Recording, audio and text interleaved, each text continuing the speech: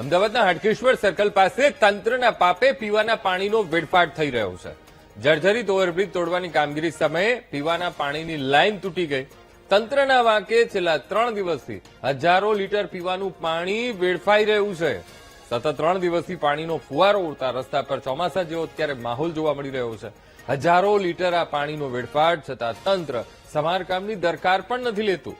પીવાના પાણીની લાઇનમાં ડ્રેનેજનું પાણી ભળે તેવી પણ લોકોને ભીતિ સતાવી રહી છે. પીવાના પાણીમાં ડ્રેનેજનું પાણી ભળે તો લોકોને રોગચાળો વકરવાનો પણ ભય સતાવી રહ્યો છે. આજ મુદ્દે સંવાદદાતા દીપક ફોનલાઈન પર. દીપક, અમદાવાદનું હાટકેશ્વર સર્કલ જ્યાં તંત્રના પાપે લોકોને ભોગવવાનો વારો આવ્યો છે, પીવાના પાણીનો વેડફાટ થઈ રહ્યો છે. દીપક, શા માટે તંત્ર દરકાર નથી લઈ રહ્યું?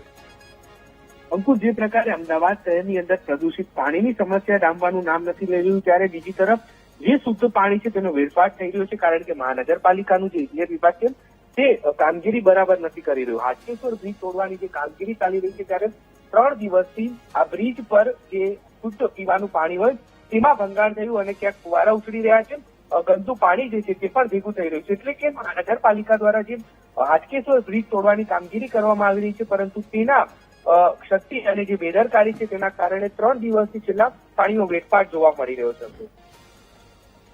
જી બિલકુલ દીપક, સમગ્ર માહિતી સાથે જોડાવા બદલ આપનો આભાર.